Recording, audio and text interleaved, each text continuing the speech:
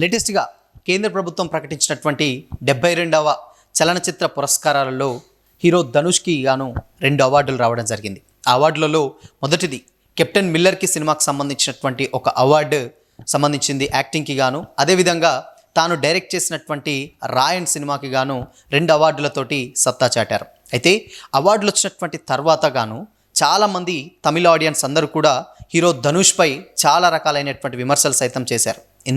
ఎలాంటి విమర్శలు అంటే రాయన్కి దాని తర్వాత కెప్టెన్ మిల్లర్ సినిమాల కంటే కూడా అంతకంటే గొప్ప సినిమాలు ఏవీ లేవా, అందుకోసమనే ఈ సినిమాకి గాను ఈ అవార్డు రావడం జరిగిందా, ఎందుకు ఇలా చేశారు, దానికి సంబంధించినటువంటి రీప్లేస్మెంట్లో చాలా మంచి సినిమాలు ఉన్నాయంటూ కూడా చాలామంది కామెంట్స్ చేసినటువంటి సందర్భాలు మనకు తెలిసిందే.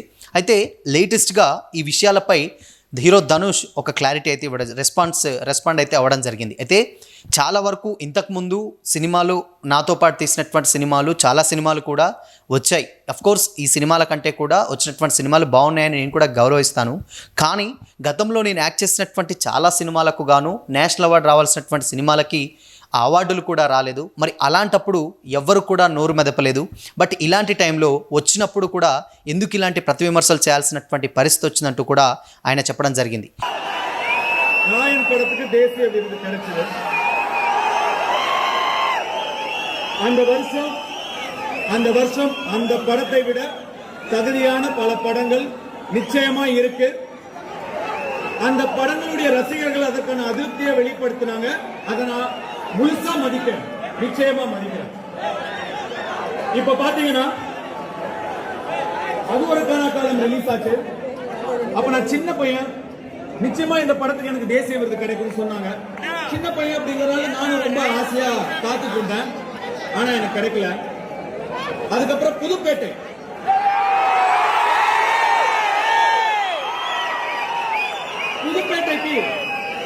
கண்டிப்பா தேசிய விருது கிடைக்கும் அப்படின்னு எல்லாரும் சொன்னாங்க, நீங்களும் சொன்னீங்க.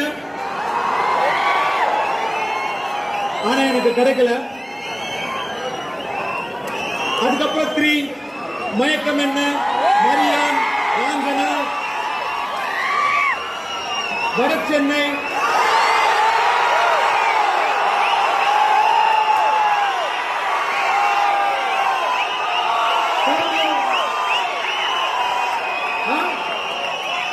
மயக்கம் என்ன, மரியான், ராஞ்சனா, வட சென்னை, கர்ணன், இத்தனை படங்களுக்கும் தேசிய விருது கிடைக்கும் நிறைய பேர் பேசினாங்க, డిస్కస్ பண்ணாங்க. ஆனா கிடைக்கல. బేసిక్గా ఎవరైనా కానీ మేజర్గా చాలా సినిమాలకు గతంలో తమిళ సినిమాలు హీరో ధనుష్కి చాలా సందర్భాలలో నేషనల్ అవార్డ్స్ వచ్చాయి అండ్ వస్తాయి అనుకున్నటువంటి సినిమాలకు కూడా నాకు ఆ అవార్డులు రాలేదు. సో మరి అప్పుడు దానికి ఎవరేం బదులిస్తారంటూ కూడా ఆయన కొంచెం ఘాటుగా అయితే చెప్పడం జరిగింది. అయితే గతంలో హీరో ధనుష్ యాక్ట్ చేసినటువంటి సినిమాలకు గాను మేజర్గా అక్కడ చూసుకున్నట్లయితే కొన్ని నా సినిమాలకు రావాలి కొన్ని అవార్డులు అంటూ కూడా ఆయన కొన్ని సినిమా పేర్లు చెప్పడం జరిగింది. ఆ సినిమా పేర్లు వచ్చేసి పుదుపట్టై ఒక సినిమాకి గాను, అదేవిధంగా మాయక్కం ఎన్న, అదేవిధంగా వడా చెన్నై, కర్ణన్, మరియాన్, అదేవిధంగా రాంఝానా సినిమాలకు డెఫినెట్గా నేను నేషనల్ అవార్డు వస్తుంది అంటూ కూడా ఎక్స్పెక్ట్ చేశాను. బట్ అయినా కానీ ఇలాంటి సినిమాలకు రాలేదు అంటూ కూడా ఆయన చెప్పడం, అంటే అప్పట్లో నేను చాలా కొత్త ఆర్టిస్ట్ని, నేను కూడా ఎక్స్పెక్ట్ చేస్తా కదా, మరి అలాంటప్పుడు ఎవరు కూడా ఎందుకు స్పందించలేదు అప్పుడు అని కూడా అన్నారు. అయితే కెప్టెన్ మిల్లర్ సంబంధించినటువంటి సినిమా యాక్టింగ్కి గాను అండ్ అదేవిధంగా ఇక్కడ రాయన్కి తాను డైరెక్ట్ చేసినటువంటి సినిమాకి కానీ అవార్డు రావడం జరిగింది. అయితే ఈ 2 సినిమాలకు కాకుండా మేజర్గా తమిళ ఆడియన్స్ అందరూ కూడా ప్రిఫర్ చేసినటువంటి సినిమాలు ఏమన్నా ఉన్నాయంటే, ఒకటి సత్యం సుందరం సినిమా, ఏదైతే కార్తీ అదేవిధంగా అరవింద్ స్వామి యాక్ట్ చేసినటువంటి సత్యం సుందరం, అదేవిధంగా విజయ్ సేతుపతి యాక్ట్ చేసినటువంటి మహారాజా సినిమా, ఈ 2 సినిమాలకు గాను నేషనల్ అవార్డు రావాలి. బట్ ఇవి రెండింటికి రాకుండా హీరో ధనుష్ సినిమాలకు రావడం కొంచెం తమిళ ఆడియన్స్ అందరూ కూడా డిసప్పాయింట్ అయినటువంటి విషయం తెలిసింది. అయితే ఈ 2 సినిమాలకు చాలా సందర్భాల్లో కొన్ని సినిమాలకు అవార్డ్స్ వస్తూ ఉంటాయి. అనుకున్నటువంటి అవార్డు వస్తుంది అనుకున్నప్పుడు సినిమాలకు రాదు అనుకున్న సినిమాలకు వస్తుంది. అలానే నాకు కూడా అలాంటి సందర్భాలే జరిగింది అనుకోవాలి. నా వస్తాయి అనుకున్నటువంటి సినిమాలకు రాలేదు, రావేమో అనుకున్న దానికి వచ్చింది. కానీ దీని మీద ఇంత చర్చ జరపడం నిజంగా కొంచెం అసంతృప్తిని వ్యక్తం చేస్తుందంటూ కూడా ఆయనలోని మనసులోని బాధను కూడా కొంచెం ఎమోషనల్ అవుతూ చెప్పడం జరిగింది. అయితే స్టిల్ ఇప్పటి వరకు కూడా మేజర్గా ఏ హీరో అయినా ఇదంతా పక్కన పెడితే తమిళ ఇండస్ట్రీకి ఒక 2 అవార్డులు తెచ్చిపెట్టడం నాకు కొంచెం చాలా హ్యాపీనెస్ ఉంది. ఆ హ్యాపీనెస్ని మేజర్గా వాళ్ళు కంప్లీట్గా ఏం చేయాలి, దాన్ని యాక్సెప్ట్ చేయాలి తప్పితే ఇలా విమర్శలు చేయడం చాలా కరెక్ట్ కాదు అన్నటువంటి ఉద్దేశంలో కూడా ఆయన చెప్పడం జరిగింది. అయితే ఈ ఏదైతే సత్యం సుందరం కావచ్చు, దాని తర్వాత మహారాజా కావచ్చు, ఈ 2 సినిమాలకు గాను రావాల్సినటువంటి అవార్డులు, అంటే సినిమాకు ఏదన్నా అవార్డు వచ్చినప్పుడు దాన్ని ప్రశంసించాల్సింది పోయి రాలేదు అంటే ఈ సినిమాకి ఎందుకు వచ్చిందంటూ కూడా క్వశ్చన్ చేయడం ఇది కరెక్ట్ కాదు అన్నటువంటి దాఖలాలు కూడా ఆయన చెప్పడం జరిగిందనమాట. అండ్ ఇంకోటి చాలామంది కామెంట్ చేసేటువంటి విషయం ఏంటంటే ఇలాంటి పరిస్థితులలో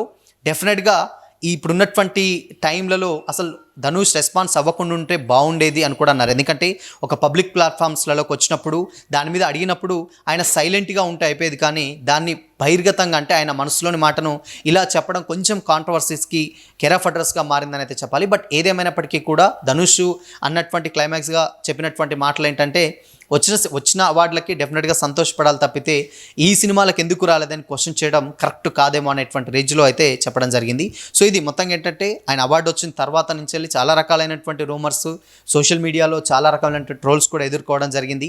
దాని తర్వాత ఆయన యాక్ట్ చేసినటువంటి ఎన్నో సినిమాలకు అవార్డు వస్తాయనుకున్నటువంటి సినిమాలకు రాలేదు.